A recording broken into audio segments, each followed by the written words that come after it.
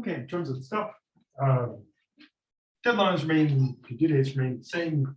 Upcoming stuff includes quizzes part 1, covering part 1, exam 1, covering part 1, quizzes, assignments part 1, covering part 1, plus the various assessment stuff, the pre-test and the pre-survey. Also, recording the class, and once I get it recorded, I'll put it up on I'll put it on YouTube and then put that on Zoom. I have the 2019 recordings, but that was done by a camera kind of sort of pointing at me, sort of pointing at the board. But this will get a nice capture of PowerPoints and hopefully only bad audio.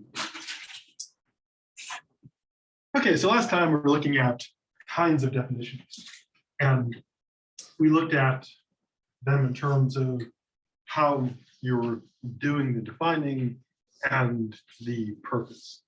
So first we looked at the definition by example, which defines things by giving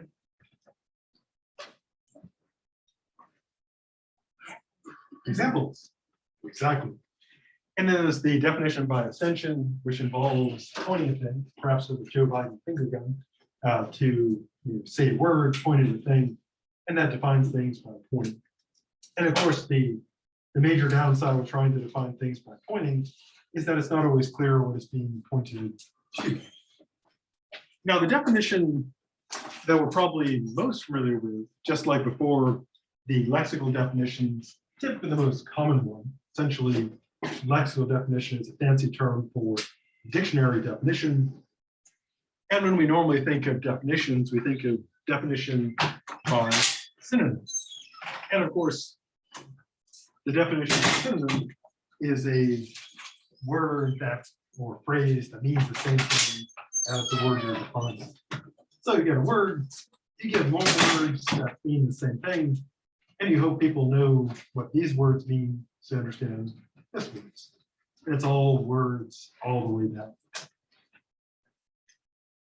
So for example, if we define something by synonym, if we define feeble as weak, and feeble is just a fancier term for being weak.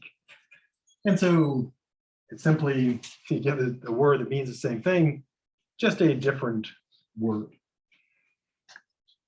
Lastly, the analytical definition. This one's a little more complicated because it's got two things going on. The first thing is this. You say what sort of class of things the thing belongs to, the category it's in, the type it is. Step 2, you illustrate, show the difference between that particular thing that's being defined and others of the same category. So you're saying, here's the type of thing it is, and here's how it's different from those other things. So for example, if you're defining like a gaming mouse, you would, it's obviously like a type of mouse, so it's in that general category of things, but you want to say how it differs. And typically gaming mice differ mostly in a number of buttons. Like your typical mouse, your standard mouse is like 2 buttons, and a gaming mouse might have 20 different buttons or more if you're really into the button. And so that would be the type of thing, mouse, and then how it differs from others. And it's usually a matter of number of buttons, often things like higher optical DPI, and sometimes they have like customizable weight features for some reason. And so that'd be an analytical definition. And the way to spot this one is it does those two things. It says what class of things it belongs to, and it says how it differs from others of that type. So those are our 3 other, definition types. So definition by example / extension, basically here's some examples or pointing. Definition by synonym, which is here's a word, here are words that mean the same thing. There's the definition, like defining feeble as weak. And then the analytical definition is a 2-parter. That's kind of the key giveaway because they'll be doing 2 things. Here's the type of thing it is, and here's how it differs from others in that class of things. Before pressing on, anything about this stuff? It needs more stuff. And so, like with definition by synonym, if there's like a question on there, it's like weak and what means weak, and that must be what down there. That's how you do that. Yes. Yep. And sometimes it can be, because you could have a definition that's lexical, but many lexical definitions are by synonym. So the questions that I got from the old test banks, and the ones that I created, don't like smush those together. So in real life, of course, you could have like a lexical definition by synonym. What we'd be looking for is exactly that. We look for here is a word being defined by words that mean the same.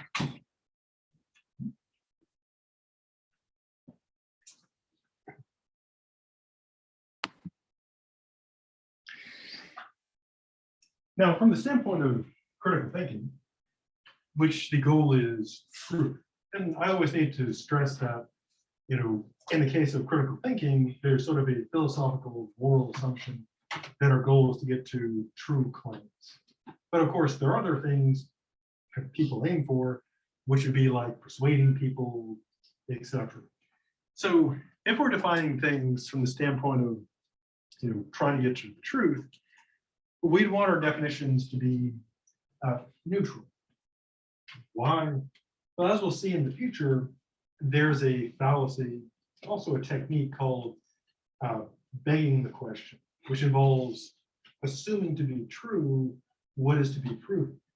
And a person can kind of beg the question by loading their definitions. So this can also have like a lesser effect in terms of like rhetoric. We saw the examples of rhetorical definitions. And if we're debating, say, taxes, and I define it as theft by the state, or debating capital punishment, and I call that murder by the state, I'm already loading it. I'm assuming what needs to be proven. Are taxes really theft? Is capital punishment really murder? And it could be that it is theft and it is murder, but that has to be proven. We'll also see in the future the classic fallacy rhetorical device called the straw person. And this is commonly used in politics and advertising.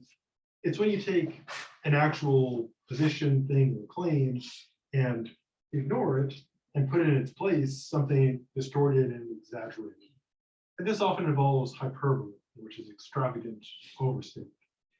And definitions can do the same thing. People can define something in a way that's very hyperbolic, very extreme, to make something seem stupid or foolish or terrible, or on the other hand, make it seem like really good and plausible.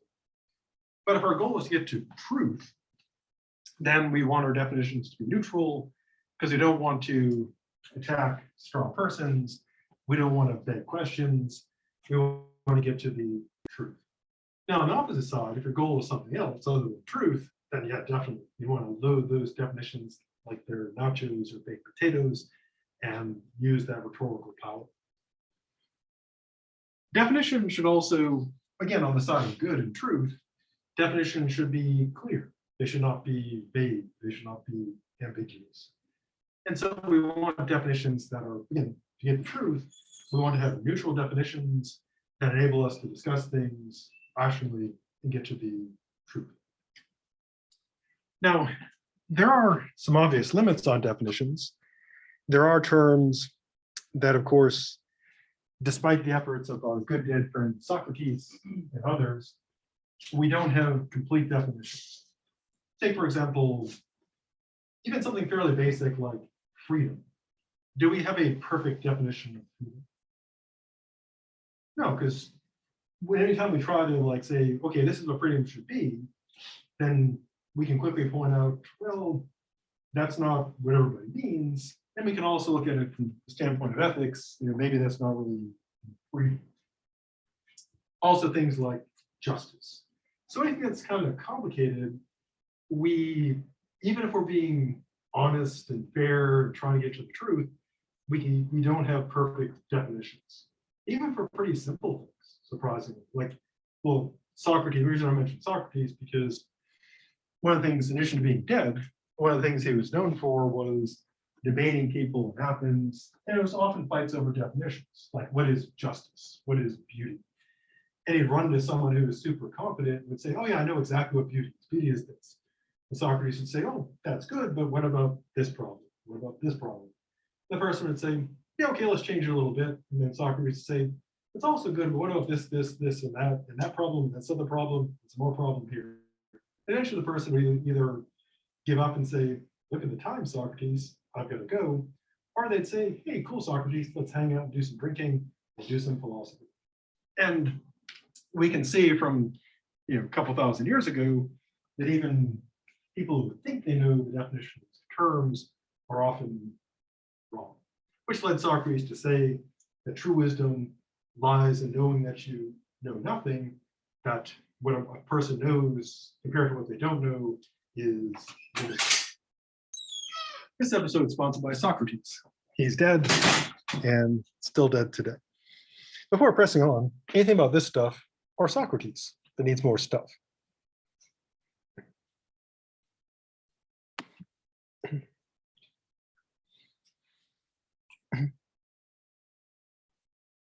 So we now turn to looking a bit at assembling a argumentative essay, also speech. The authors focus on writing, but this also works for talking. And this is something you've taken out of class with me, like ethics or epistemology or something. I totally stole this stuff from the critical thinking class and use it in my writing classes. So when you're doing a argumentative essay or speech, of course, the particulars depend on, say, if you're in a class, what the requirements are, or if you're doing something like in law or business, you have other requirements as well. But here's kind of a good generic model. So if you want it to be well organized and hit all the bases, the first thing is state the issue. What are you arguing about? Because if you're arguing and you're just not like fighting with people, that kind of assumes that there are at least two or more sides, and you're trying to defend, support one side, or attack another, or both.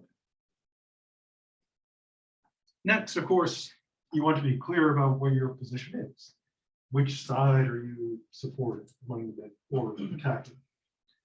Then, of course, since it's an argumentative essay, you got to have arguments, at least one, that supports your position. Then, this is kind of optional, but it's a good feature to include if you're, again, trying to get to the truth, is considering what are called objections, essentially arguments against you. Now, this raises a reasonable question. Why would you want to bring up objections against your own view? It'd be like if you were, a football coach, you like told the opposing coach, like, here are our weak points. Do you really want to go for this guy? He's injured, he's not playing that well. So it may seem kind of weird, but it actually is a good idea in argument. Now, from an ethical standpoint, if our goal is to get to truth, we would want to consider. You were saying the third thing, you've got to have an argument, at least one to support, and what was next? Oh, sorry. Yeah, so thing one, what's the issue? Thing two, what's your position? Thing three is at least one argument that supports your position. Basically, why logically you're right. Then this is kind of optional, but a good thing to include is considering, well, this is kind of like 4 and 5. So 4 would be objections, why a reasonable person might think you're wrong, and then replying to those objections, refuting it, rebutting it. Now, in terms of why to include, why you might be wrong, one reason is, again, if our goal in philosophy is to get to truth, we would want to consider and take seriously reasonable arguments against our position. Now, there's also a practical aspect to this. Namely, if you know there are some pretty standard objections against your position, just many many debates have been going for thousands of years. So there's like stock arguments for and against the thing. And anybody who kind of knows what's going on is going to break out or be aware of those stock objections. So this is kind of like a preemptive strike. And what you're able to do is show to your audience, yes, you're aware of those objections, and here are your rebuttals. You've addressed those. Now, it can also have the effect of another practical thing is if you already bring it up and refute it, it makes it harder for people who are criticizing you to bring it up again. I mean, they still can. They can still, go with that objection, but it's better generally, just like in a fight, generally getting the first shot in is better, just as a practical matter. So if you can hit the arguments you're rarely going to bring against you first, you're kind of controlling the fight. Again, it's not a guarantee of victory, but it's a smart move. This is why in cases where, well, basically cases where people do like potentially bad stuff, but what often like really makes, not everything's going to be a scandal, but in the case of scandals, what often makes them worse is that people don't get ahead of the story and they let it they try to like lie and cover it up, and then it just gets even worse. Now, I'm not saying like everything's going to be live, but this is kind of a getting ahead of the story where something's probably coming, so it's better to deal with it rather than ignore it. And again, using the analogy to how people handle scandals, if people are well aware it's going to come up, if they just try to ignore it, it's going to be worse. And this is kind of a pragmatic thing. So another pragmatic thing is this. If you're ever in a class and you've got a word count on your paper and you gotta like, it's enforced, so it counts. The machine for generating words, if you're doing an argumentative essay, is bring up an objection, reply. Look at your word count. If you don't have enough words, do it again. Check again. I did this when I was in grad school. And when I was undergrad, we just had typewriters. So word count was like counting by hand.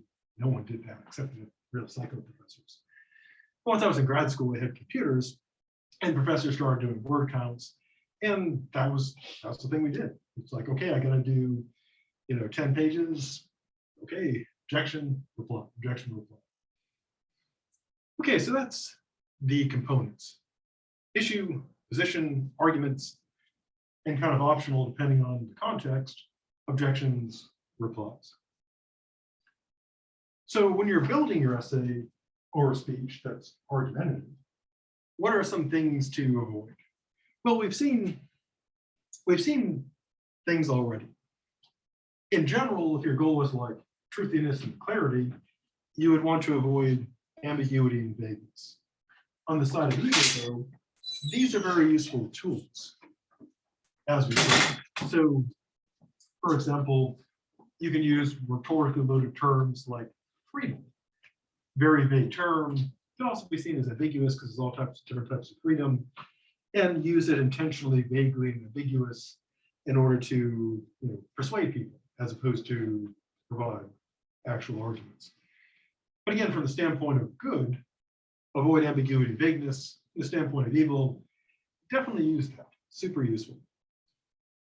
Now, organizational issues, generally, whether you're doing like good or evil, you would generally want to have it well organized, typically. Although there's an interesting technique where people intentionally put organizational defects and bad grammar and bad spelling in the word as a gullibility filter. It's an interesting phenomenon. You probably get them like scam emails that try to scam you out of like your bank account, etc. And it's usually got like badly written, misspelled words, etc. And you're probably thinking, wow, these people are so bad at this, how do they expect to fool anybody? And there are those who make the claim that that's intentional, which is if someone doesn't notice that, if they don't notice the bad grammar, the bad spelling, they're more likely to be gullible. They're more likely to go for the scam. But it's an interesting phenomenon. Also used, not surprisingly, like in trying to sell stuff. Like a person might present really crazy, outrageous claims, conspiracy theories, etc. And then once they filter out, the people who are more critical, they might then move to try to sell people stuff. It's a very useful technique. But in general, even if you're doing like evil, generally it's better to have it well organized, the usual stuff, spelling, organization, etc. Otherwise, the reader will have no idea what's going on. Now, in some cases, the organization, content, etc., can be so incomprehensible that you'll have to suspend judgment reading it because you don't even know what the person means. And that can sometimes happen, and that generally is bad. Not suspending judgment, but something that's kind of incomprehensible.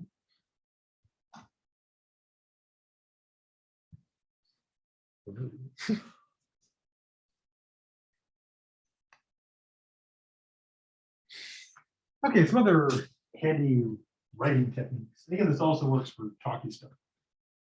So focus is good. And the idea with focus is to, well, as the author saying, avoid those trite phrases, especially ones that have become really used. And they're, in a way, they're kind of funny now. Like if someone says, since before the beginning of time, which can't be a thing, but it's a common kind of trait phrase. And of course, the excessive length. Now, there's always the classic question of how long should a essay or speech be? And a pragmatic answer is often, well, what's the word count? What's the page count for the grid?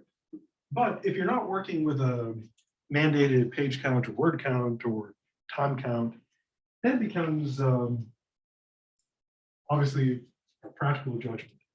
How, if you have like quite a bit of time where you can write as much as you want, how much should you do? Well, a good general rule is to use the metaphor or analogy of the bridge, and works like this. So if a bridge is being built across the river, there are sort of two concerns. The most important one, of course, is you want the bridge to get all the way across the river, because if it just goes, say, not all the way, and someone's driving along, they'll end up in the river, and that's bad. So you want it long enough to do what must be done. And so when creating an essay or speech or anything, that's kind of the first thing to sort out. What do I have to do? What are my quest objectives here? What is it to be complete? And that can obviously vary a great deal depending what you're trying to do. Now, in academic context, it's often put in the directions. Like, for example, if you're doing an essay test, it may say there are 3 things you have to address. In that case, you know what your bridge has to be. You have to cover those three things. So the first kind of concern is, am I getting across the river? Is my bridge long enough? Second thing is, which is less important but still important, is my bridge too long? Is it a bridge too far? Imagine you're driving along and you get on a bridge and it's still on the ground. There's no river, there's no gully, there's no valley. And you drive for a mile, and then you go over a little stream, you drive another mile, and you're still on this bridge. You would think, wow, what an incredible waste of probably taxpayer money. So similarly, with an essay or speech, you don't want it to go on and on and on and on, because it's just wasting your time, everybody's time. And say if they decide, how long that bridge should be. It's kind of like the Goldilocks story, except instead of being too hot or too cold, just right. There's too long, too short, and just right. And this often, again, unless you have very clear directions and requirements, it takes a while to get kind of a feel for that. How much do you have to make it complete, and how much is too much? And of course, complete doesn't mean covering everything you possibly say. It means covering what you need to cover. Also useful if your audience is not such that they have to read it. So for example, I have to read every paper this term in. That's literally my job. So It doesn't matter if it's engaging or not. I still have to read every single word. But when you're doing like business stuff or I don't know, having your own YouTube channel or something, then you have to like attract, eyeballs. And so you'd want to have an engaging, beginning to pull people in and keep them. And that's a whole skill set. It's like entirely separate from being good at arguing, entirely separate from knowing stuff. It's how to be engaging. And we kind of know it when we see it. Everyone's who's like looked at YouTube or someone's Instagram account or their Twitter feed, you pretty quickly get like, is this engaging me or not? Because if it's engaging, you stay. If it's not, you don't. And if I knew how to be like 100% engaging, I would be like a millionaire YouTube influencer, but clearly not. So I guess learn the magic of engaging and for the win. Next thing, sticking to the issue. Now, when people are just talking normally, free roaming and rambling is fun. But if you're doing an essay for class or doing a speech for business or something, you'd want to stick to the issue. Now, one reason for this, of course, is going back to the bridge analogy. Like if stuff doesn't have anything to do with what you're supposed to be doing, that's just extra bridge. You're just wasting your time and other people's time for no good purpose. There's also the very practical thing. If it's for a class, you would typically have like points attached to that. And in general, anything in like an essay or a speech that's not getting you points is basically just wasting your time and effort. And so in some cases, of course, it'll be clear like what the requirements are. Similarly, if you're doing like a business thing, you'd want to have a clear sense of what you're trying to do. Because if you're trying to sell your product or pitch your startup, if a person goes off on some irrelevant tangent, they're just wasting the investor's time. So everything in there should be doing what it's supposed to do. Now, in an argumentative thing, you'd want the stuff in there to do at least one of these things. Either support your position, most important, the argument thing.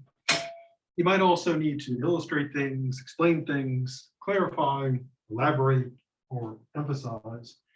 But the basic test would be if you use a hiking situation. If you're going on like a long hike and you have to carry your stuff, you want to go through your pack and decide, is this something that I actually need, or is it just extra weight? And after a few miles of carrying it, you'll be glad you sorted out stuff you don't need. But then of course you might come to regret leaving behind something like, oh crap, should have brought that. And so to use the metaphor of the backpack, what you're leaving in and what you're leaving out is a similar judgment.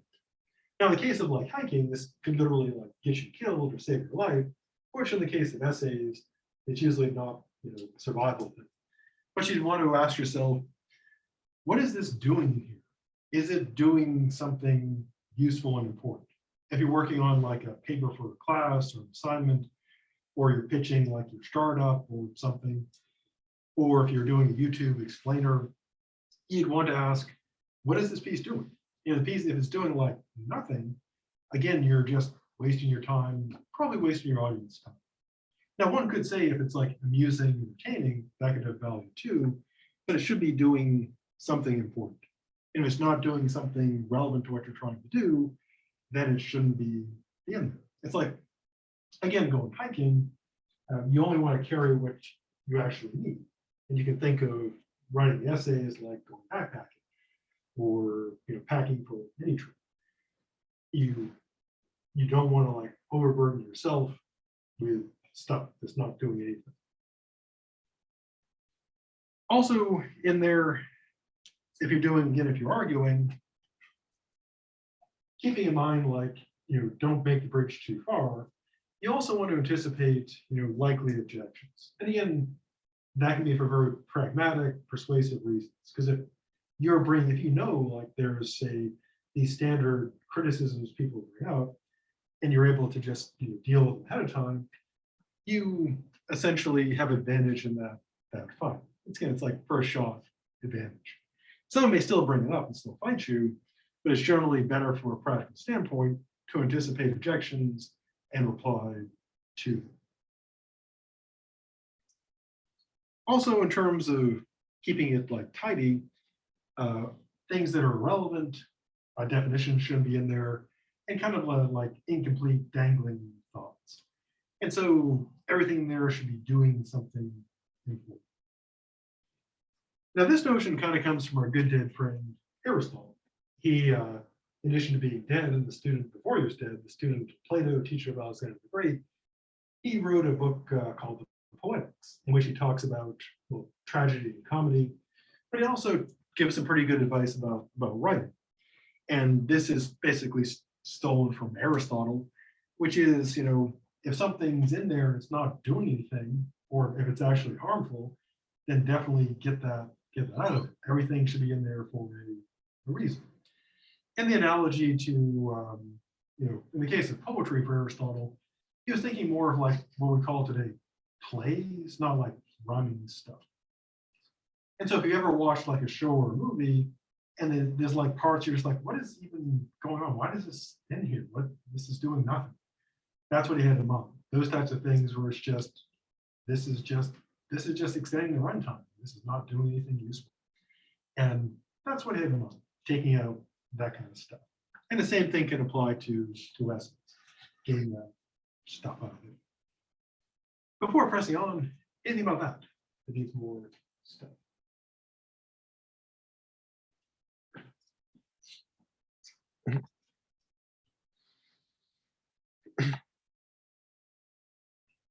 Logical sequence.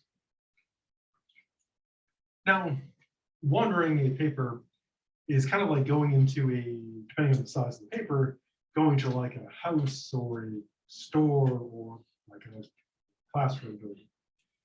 And if you've ever been like in a building that's really like weirdly designed, it's easy to just get lost. It's like a maze. It's easy to get lost and lose your way and no idea where you're going.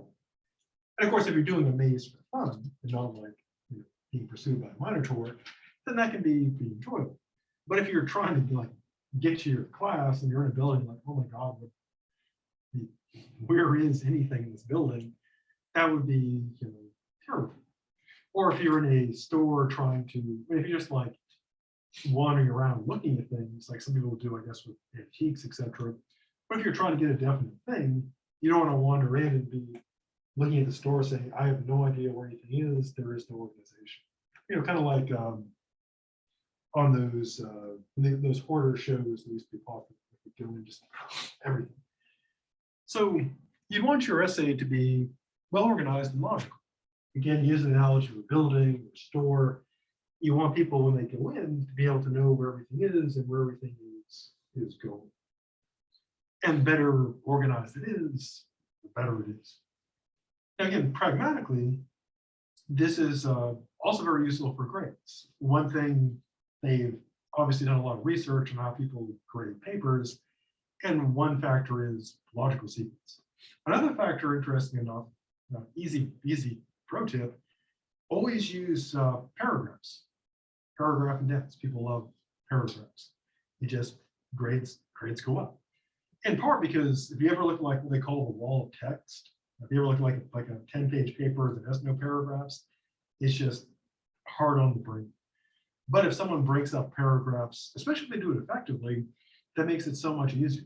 And when people grade stuff, I mean, obviously they're trying to be hopefully fair, but if the paper is like mentally punishing, it's going to be harder to read, and it's going to be difficult to see what's going on.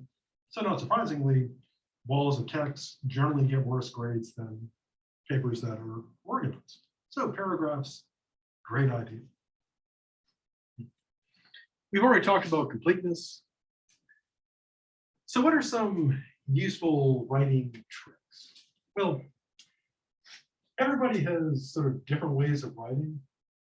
I've known people who they can sit down an hour before class on a laptop and crank out an A paper.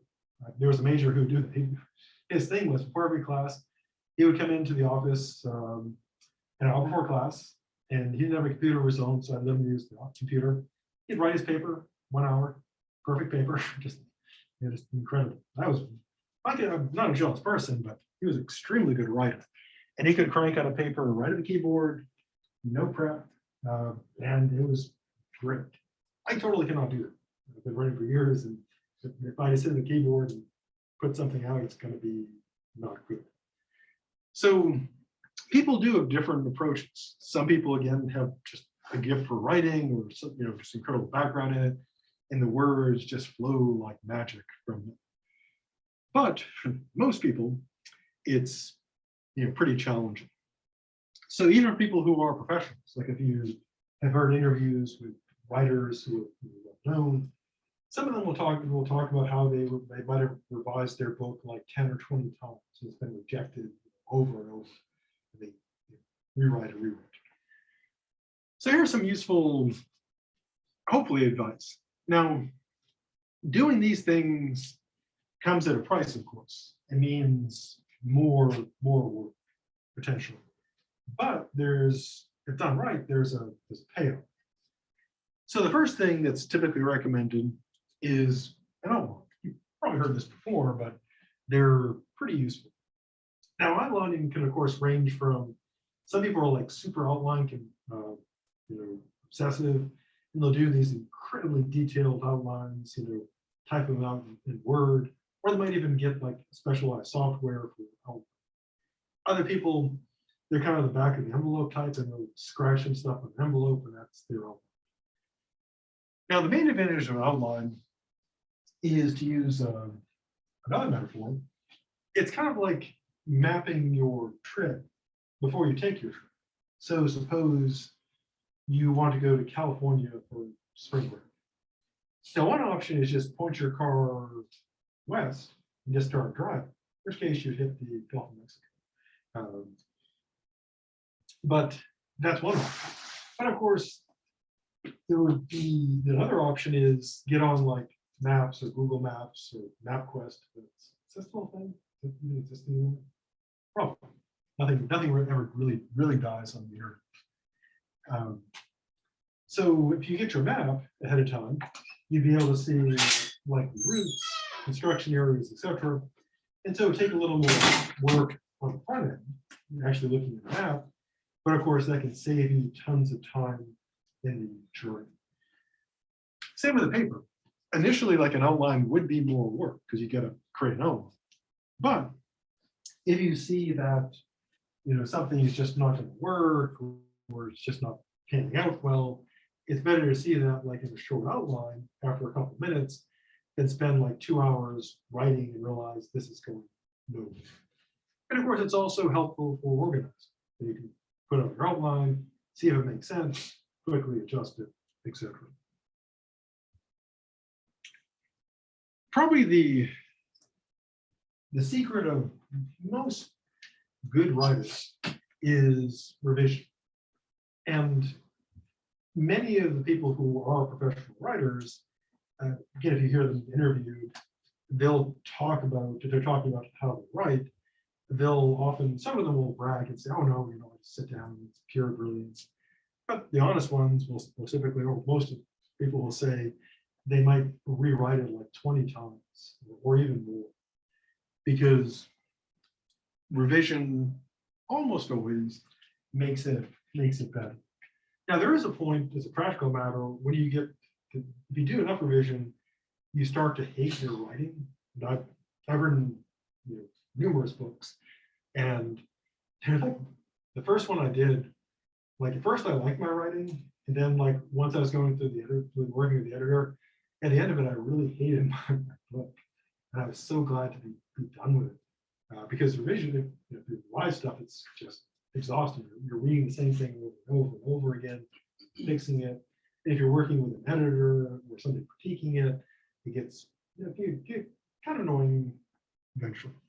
But that's kind of the secret to success, is just revising. It does come with a price. So if you are working on a paper, presentation, whatever, revising it always takes time. So it costs you literally some of your life. You're literally getting closer to death working on it. And so you'd want to, you want to spend your time wisely because you don't get any more of it. And so you kind of have to judge, is it worth spending like 5 more hours revising this paper? And from a pragmatic assessment would be, how much more grade would I get? Do I need to get more points?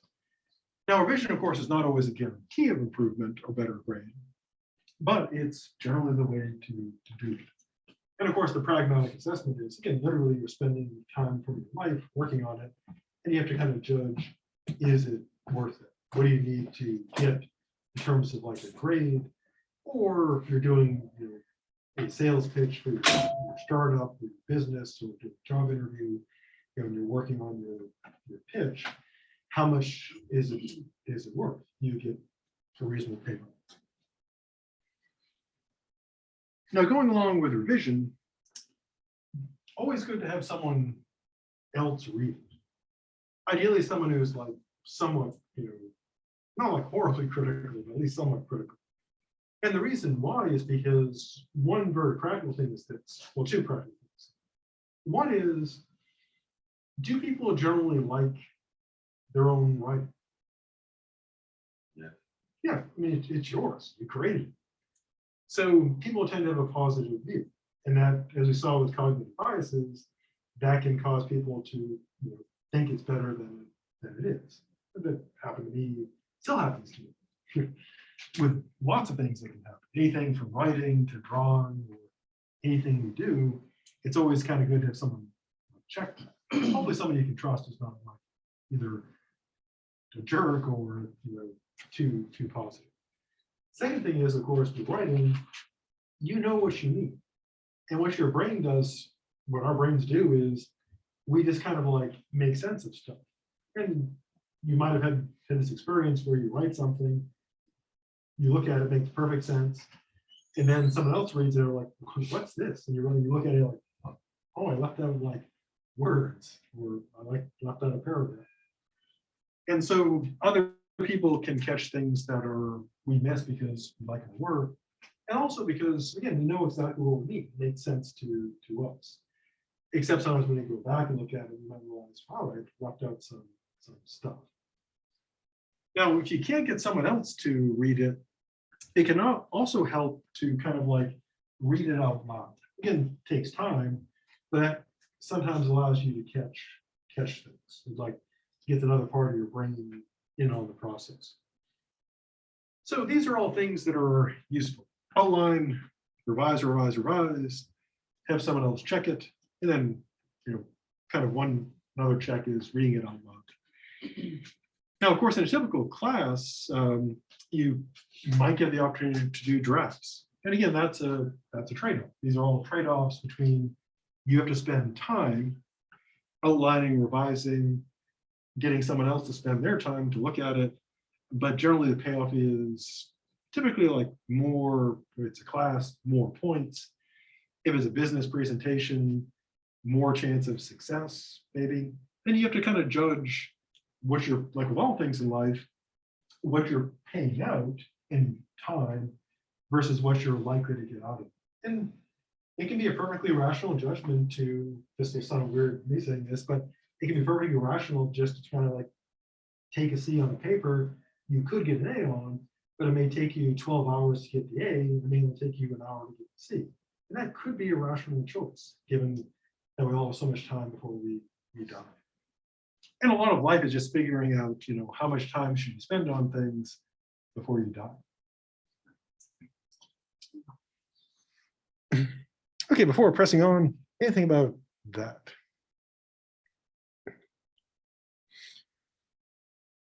So here are some essay or speech types to avoid. There's the classic windy preamble, kind of going on and on and on and on. Give one specific example of this. If you had or are taking another class with me, the papers that I do are always these 4 or 5 papers, and there's an intro where you intro the paper, not surprisingly.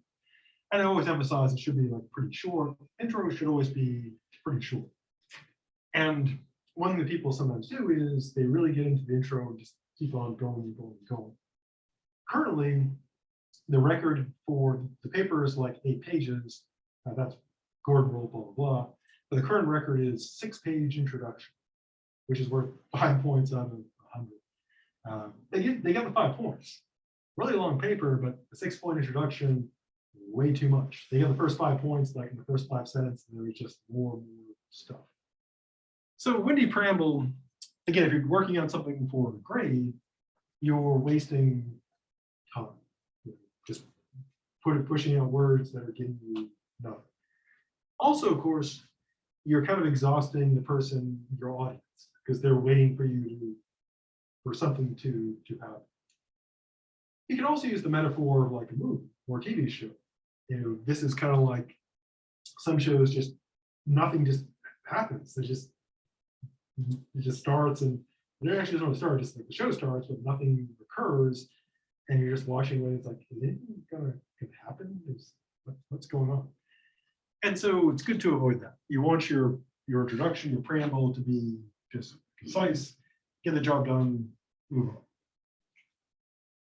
Other classic ones are, well, this is usually like the late night thing, where someone's like, oh crap, paper due tomorrow, it's 1 a.m., just slapping the keyboard. Now this can result in some interesting like poetry or stream of consciousness writing.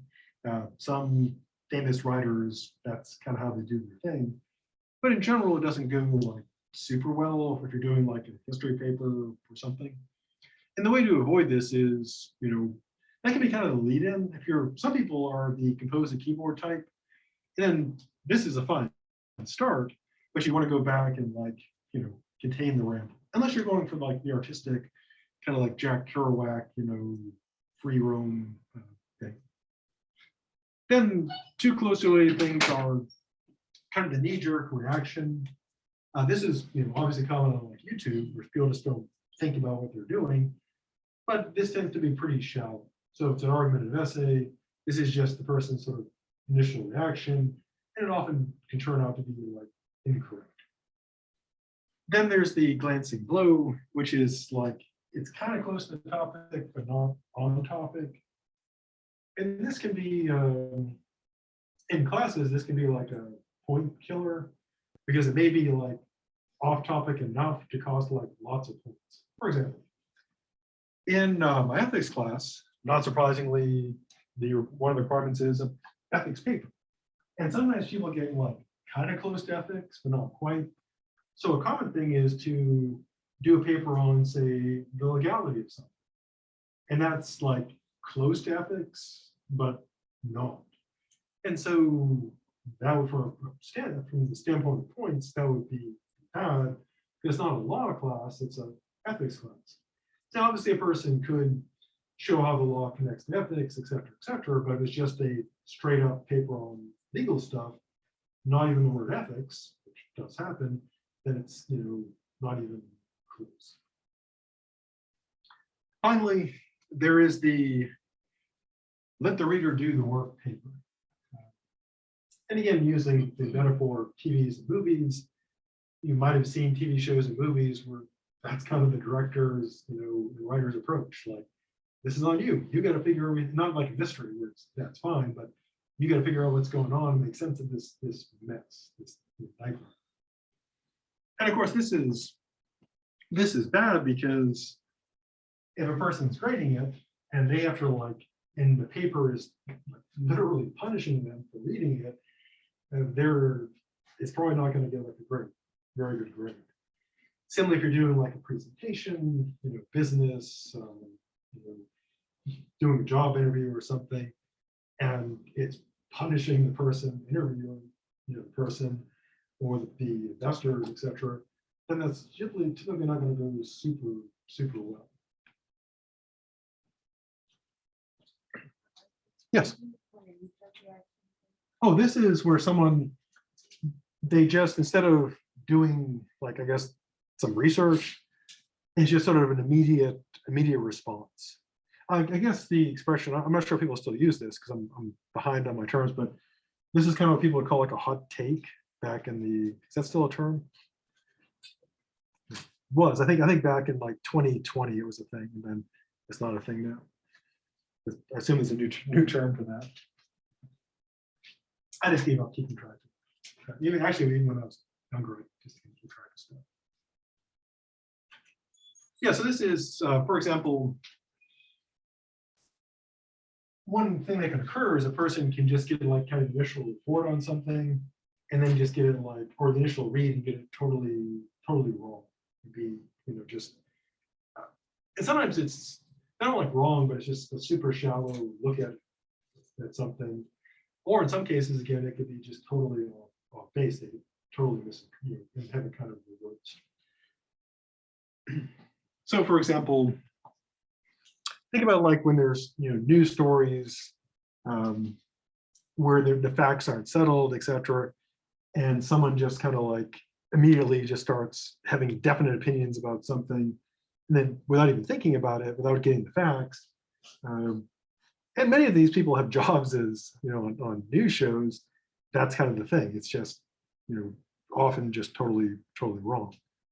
And this can be, mentioning people who do like news shows and YouTube stuff. This is bad logically, but can be good for getting an audience, because there are several, well-known pundits. That's what they do. They don't really look into things in any depth. They just have their first initial reaction, counting on people not really even bothering to follow up. But from the standpoint of critical thinking and logic, you'd always want to, as they would say, get the facts, see what's going on, put some thought into it. Does that help? Like a good example is many like internet controversies, they arise from this. Someone will hear somebody talking about something and they won't bother checking. They'll just kind of jump on that bandwagon of like condemning something. And so, for example, there was a thing some years back called Gamergate, which if you're a gamer for all, you probably heard of this nightmare. And there was a video game that was kind of tough called Cuphead. And there was somebody who, the game journalist played it, didn't do that well at it because they just started, and they admitted they didn't do very well at it. And then someone like just went insane with it. And then people just started looking at the criticisms of the journalist, saying that they claimed that he was saying that games shouldn't be too hard, but he wasn't claiming that at all. And then a whole sort of industry grew around attacking this guy without even looking at what he actually said, and without even looking at like the actual game. Basically the internet, where people just lose their minds without even bothering to check on the facts. That's where it can go bad. And you can get some pretty big results, like again, Gamergate. That was a while back, but it was like a big thing. And it was pretty much all based on kind of this, plus intentional lies, as always. So yeah, I guess the internet is mostly just knee-jerk reactions and lies. Persuasion. So generally, of course, you want to persuade people. And as we've seen, there are sort of two ways to win, arguments. One is persuasive winning, which is you get people to believe what you want them to believe, whether it's true or not. When it comes to arguments, if you want to talk about like winning one, in philosophy, we don't really like to call it that, but I guess you would win by establishing plausible premises, good logic, and thus showing your conclusion is probably true. So victory in philosophy is truth. Victory in persuasion is belief, whether it's true or not. Now, this doesn't mean that if you're trying to be honest or truthful, you should ignore persuasion. To use my usual metaphor, it's kind of like cooking. There are of course businesses that sell stuff that is bad for us, but they put in salt and sugar and fat because we love that stuff. That stuff is delicious. In fact, the three together is just super, super delicious. But of course, it's often put on things that are pretty bad for us. Lots of calories, little nutrients, etc. Now, then of course, there's like the good stuff about food, which is the nutrients, etc. But of course, it doesn't mean that if you want to make healthy meals, you have to make it taste, terrible. You can obviously make good, healthy meals that taste good. So you can use like spices, obviously use spices and so forth to punch up your meals and still have good food. It'd be kind of, a bad idea just to intentionally eat stuff that's super boring when you could have it still be healthy, but also be tasting good. And so it's perfectly fine to use persuasive techniques, even when your goal is truth. This would be, to use the analogy, this is like flavoring good food as opposed to just shoving junk food at people. Now, the authors of the book, they operate on the side of, well, good. And they present persuasive techniques that are, polite and professional. But to complete the set, we'll also look at the opposite and how that can be often more effective. So, first thing is this.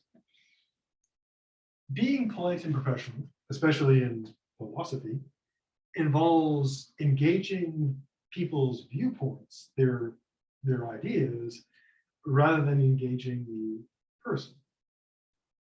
Why? Well, one reason, of course, is logical. As we'll see in the future, there's a whole family of fallacies called ad hominems. And what these all involve is attacking the person and taking that to refute the person's ideas. And it doesn't work that way. That's why it's fallacy. And so if we're talking about issues, attacking the person would be logically irrelevant. Also, there's a matter of like professionalism and ethics. Although obviously people who are professional do occasionally stab at each other, generally it's considered professional to engage the view, the position, and not the person. For example, if lawyers are debating in court, if they're professionals, they're engaging in a case and they're fighting each other, but they actually could still be friends. Same in like academics.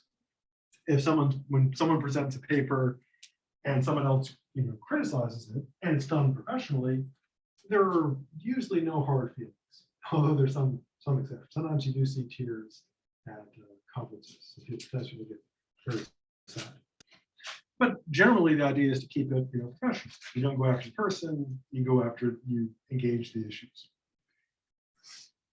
So that can be effective persuasive. Now, on the side of evil, totally go after the person. Why? Well, rhetorically, of course, it's incredibly effective.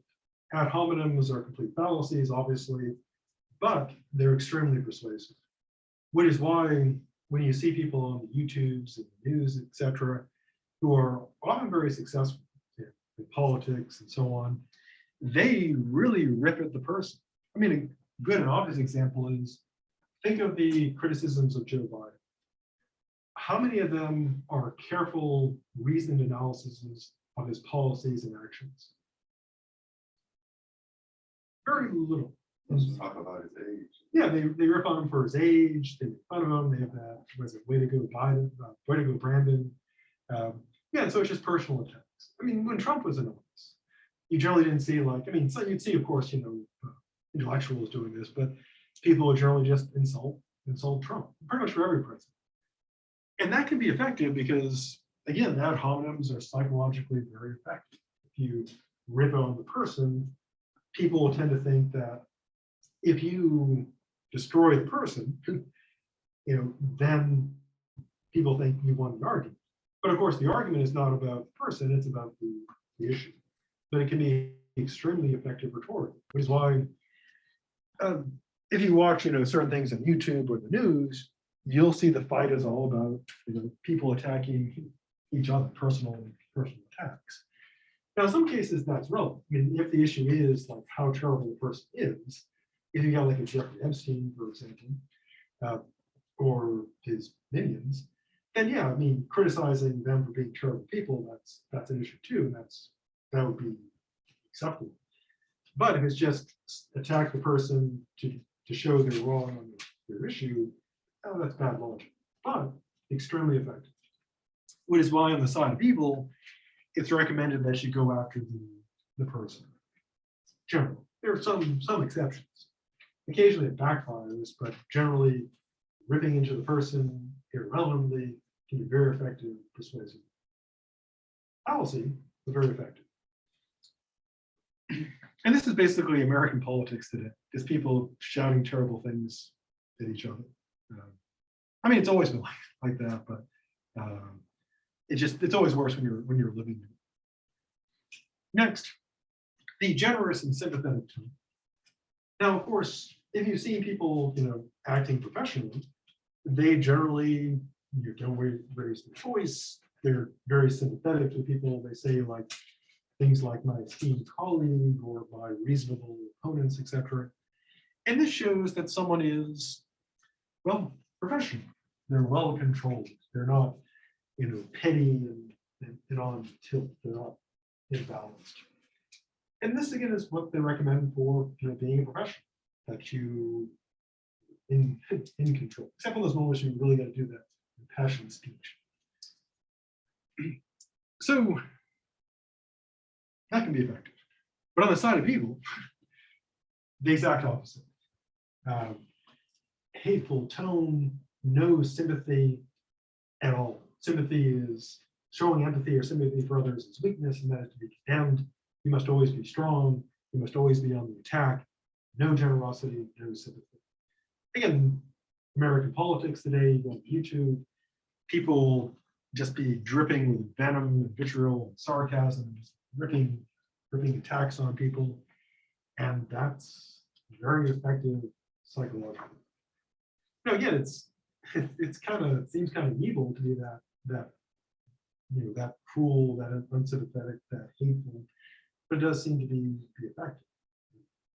We have election cycles coming up, and you generally won't see this and this, where people are rationally debating issues and people are very, very calm and nice.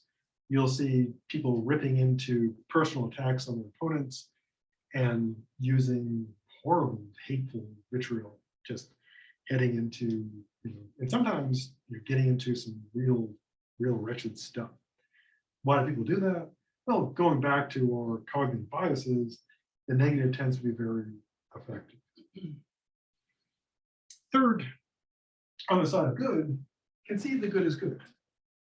One thing that friends of mine who are philosophers who read the stuff I write, one thing that kind of baffles them is that I'll consider other people's positions, and I'll even say like someone I disagree with has got some good points, and they wonder like, why do you do that?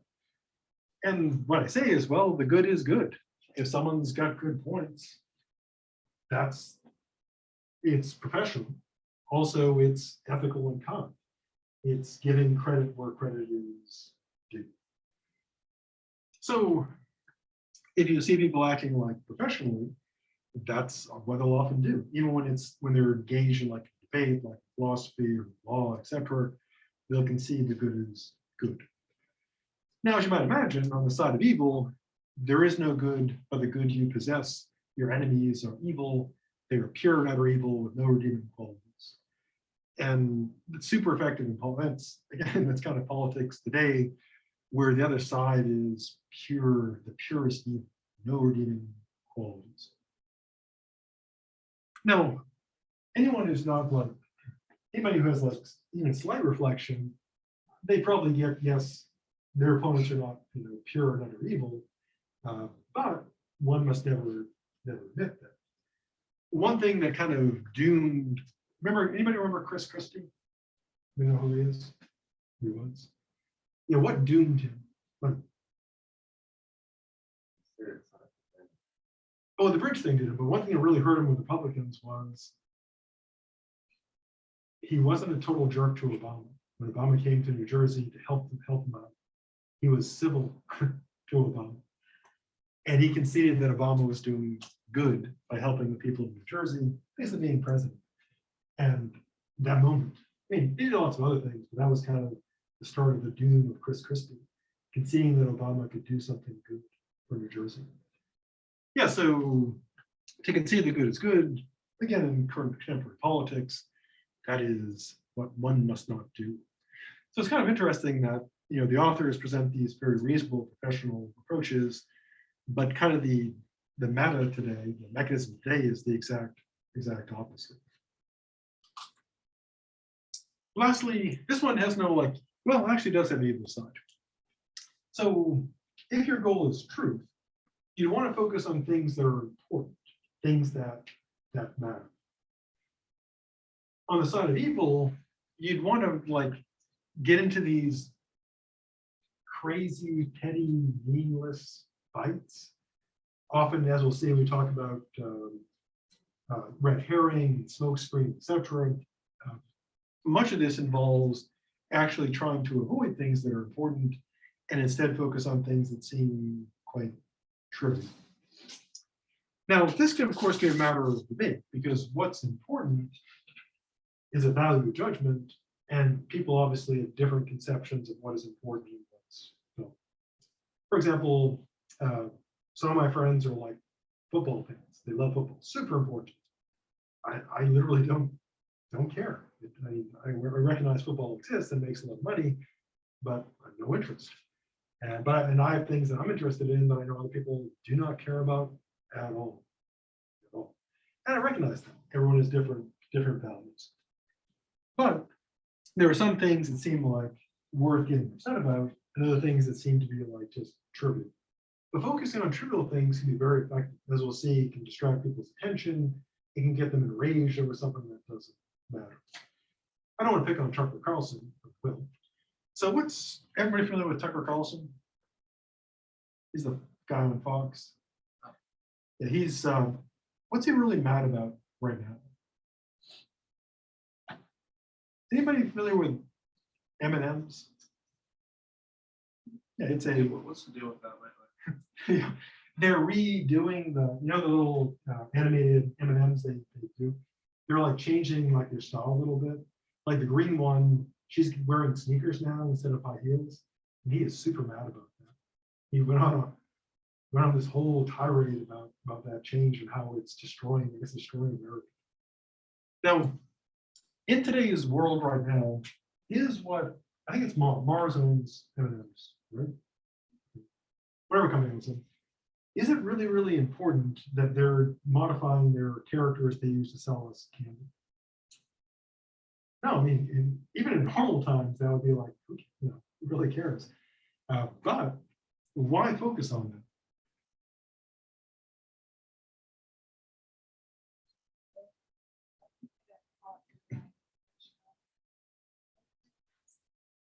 M&Ms? Or she, Smart. Yeah, it's just good capitalism. It's just good business. Kids are, you know, kids like candy, kids like making candy. That's just the logic. That's terrible.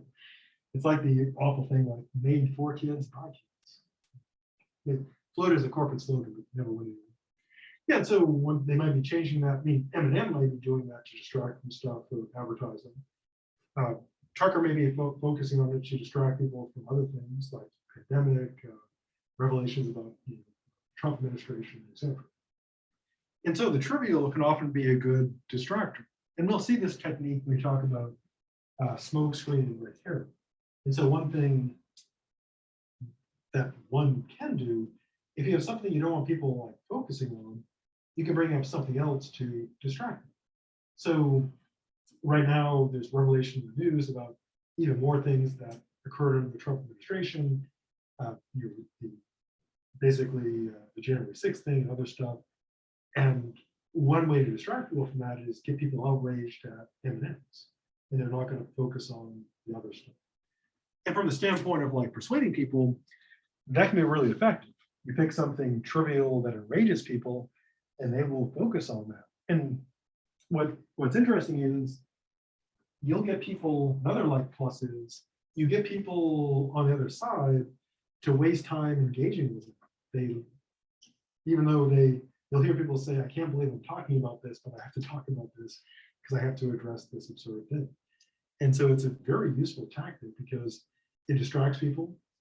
And also if you're arguing, if you have opponents, they have to waste time engaging. And of course they're wasting their time and they seem silly. It's a very good strategy on the side of evil.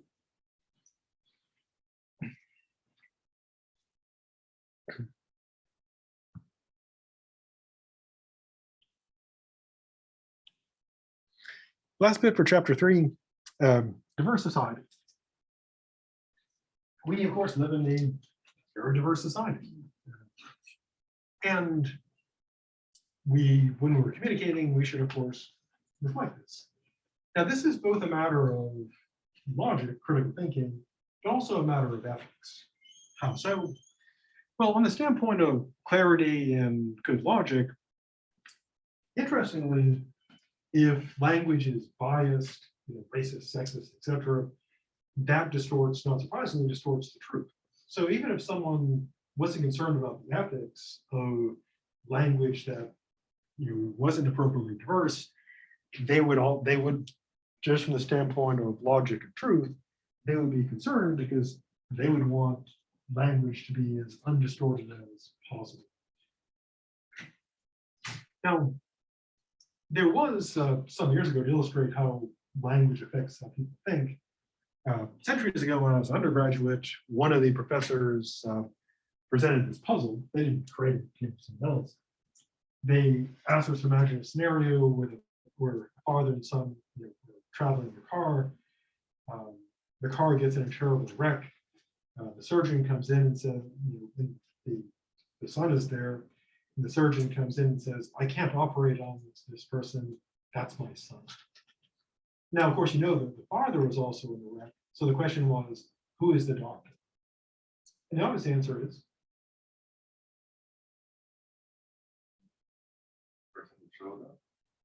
well, if the doctor says, I can't operate on this person, that's my son, and the father was in the accident, who's the doctor? The mother. Yeah, easy and obvious answer.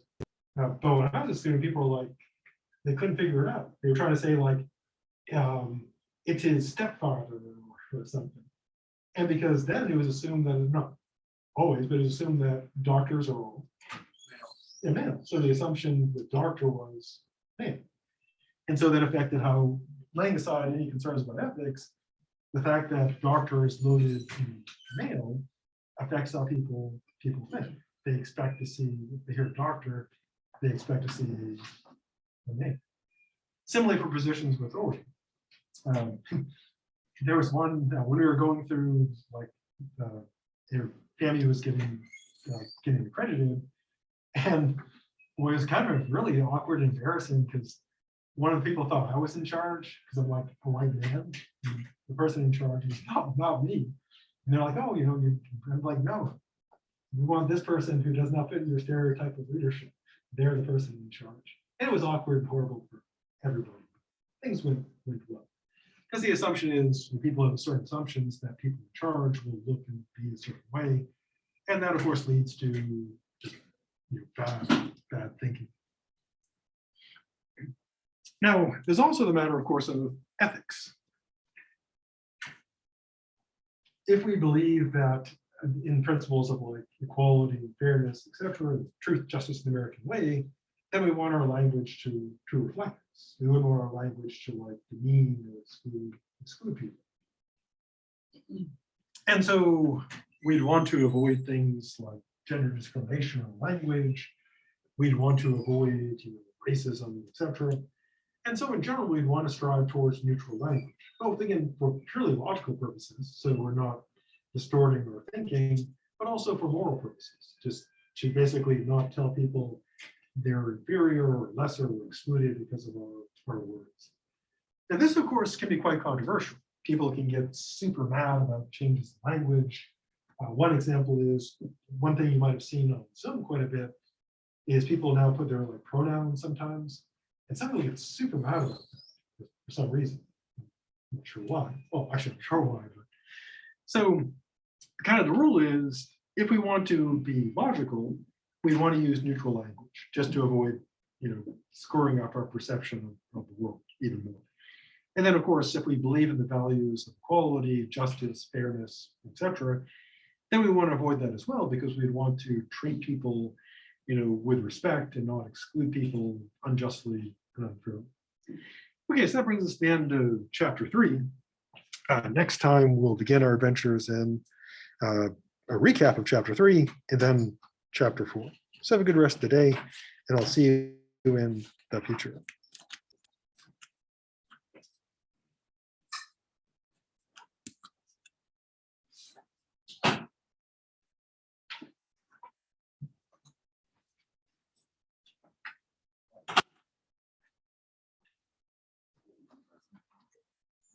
I was doing the questions last night. Mhm. So let me stop the recording. There we go.